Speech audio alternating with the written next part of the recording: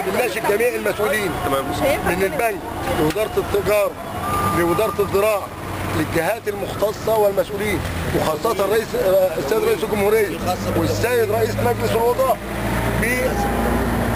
بحفاظ على المال العام والاقتصاد المصري يجوا يشيلوه ويأمنونا تأمين غذائي يحافظ على صحتنا وصحة البلد. بالظبط كده 6 اشهر بس 4 و5 و6 و7 و8 و9 كمان جاي اهو لحد شهر 12 ممكن يجي شهر واحد ما تضمنش يعني. والبلد دلوقتي احنا المساكن المجاوره كلها بتعاني من السوس. دخل القريه جوه يا حاج احمد، دخل القريه جوه السوس طاير البيوت جوه، دخل البيوت جوه دلوقتي. واحده جايه دلوقتي بنت حلال فرجك عندي في الشقه لا شقه. انا بستغرب ايه اللي بيجي مليانه سوس. تحت امرك فلوس. يا رب يخليك. الله يخليك. يا رب مصر كلها تبقى انا عايزاك تاني في حاجه حضرتك نتكلم طيب مع المقدم احمد الاول. هتعرف حضرتك احمد اسمك؟ ابراهيم. دلوقتي احنا دلوقتي عارف انا احمد ابراهيم مقدم سابق القوات المسلحه. دلوقتي احنا بنعاني من الغله اللي محطوطه في الشونه بتاعت القريه الزراعيه في سنديون ببنك التنميه. دلوقتي السوس دخل لنا لحد البيوت جوه. يعني السوس لما قمح يقعد 5 اشهر مرمي في الشارع لا مؤاخذه كلاب وفران وطير بياكلوا واقتصاد البلد بيروح وبيدوت. في ايه تاني بقى بعد كده؟ لما ده يترمي والسوس يدخل جوه البيوت من جوه. في ايه تاني؟ قلنا احنا اشتكينا لعلمك عشان تبقى عارف. اشتكيت لمين بقى؟ اشتكينا الناس المسؤولين هنا وبنك التنميه اشتكيناه والاخ احمد راح برضه اشتكى المدير العام ورحنا للزراعه ورحنا للبنك التنميه. ما حد سال فينا مرمي كده بقاله بالظبط كده اهوت 5 شهور. حرام ولا حلال؟ احنا بنناشد المسؤولين يجي يشيلوا داخل بلدنا. حرام. ده مش اقتصاد البلد؟ ولا نروح نجيب قمح من بره وقمح يبقى موجود ويترمي؟ تفتكر ان في حد ليه مصلحه؟ الله اعلم طبعا. ان هو يستورد من بره؟ الله اعلم. يعني هل قمح مصر يكفي مصر؟ يكفي مصر وزياده. لا يكفي مصر، ده يكفي مصر وزياده. عندك احصائيات؟ عندي احساس بكده. لما لا احصائيات. لا غير الاحصائيات. لما يكون قدامي انا قريه صغيره زراعيه وفيها بيقول لك الاستاذ احمد 1000 طن. ولما يعني كل قريه يبقى فيها ايه؟ دي سيادتك على جميع الشون التابعه لبنك التنميه الاجتماعي كلها بتخدم فلسطين.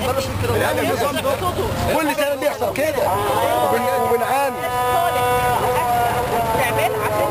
لا مش بيبقى صالح، ده اهمال. ما بيبقاش صالح، ده اسمه الاهمال. يبقى رده بعدين يجي يطحنوه يبقى رده مليان سوس ومليان توت. مش ايه السبب؟ الله اعلم بقى. يقولوا في اتفاقيه مش اتفاقيه. انا بتكلم على مصلحه الدوله.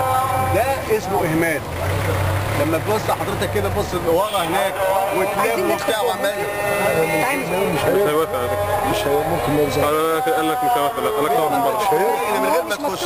لا صورنا حضرتك من ورا. صورنا. ما صورت في ورا ثاني. يا دكتوره هنا كده. يا دكتوره ده لسه متعدي.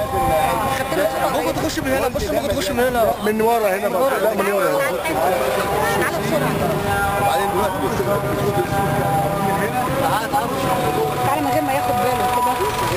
يا دكتوره ده لسه متعدي يعني.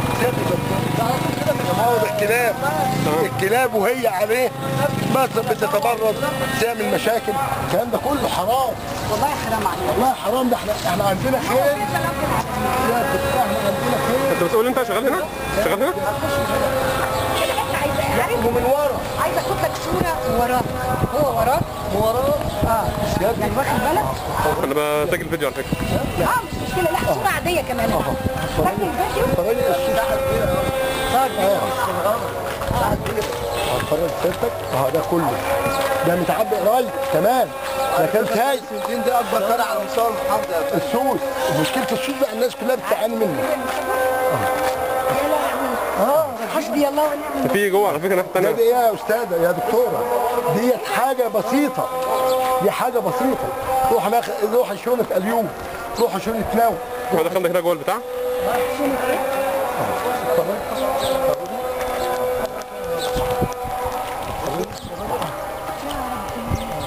تعالى يا حاج خد لنا صوره عاديه. بص على صوره عاديه يا استاذ. طالع بص اطلع الصوره. تعالى عايزين هو ليه مش عايز يدخلنا جوه؟ ممنوع بقى يقول لك بقى لازم قرار واذن. اذا كان هيعمل مشاكل نعمل له طبعا إحنا كده. نعمل له مشاكل. فاكر تحطها فوق كده. خد لي منظر بس الفيديو. تعالى تعالى احنا عايزين نتصور وهو ورانا. خد لي منظر فيديو بس. غطي المنطقه كلها كده. خد لي منظر فيديو كده. لا بايدك فوق. شايفه اللي هناك ده؟ بالكاميرا كده. شايفه البيض اللي هناك ده؟ صوريه. صور ده اللي هناك ده. الحمامه يا سامي. شوف الحمام اهو. صور الحاجات دي كده كلها. هي هتجيب الحمام. هي هتجيب.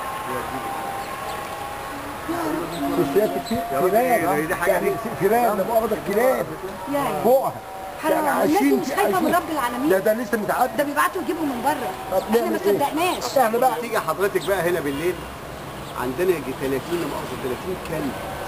اتفرج عليهم هم بيدهموا في الغله ويبرزوا عليهم. 30 اكتر من 30 كلب. كتير. الكلاب بتاع البلد كلها بتيجي تنام هنا. ايوه كله بيجي يدهمك بقى. الحكايه دي كابتن امسكي كمان. احنا الصوت لما تحبوا الدنيا سكوت.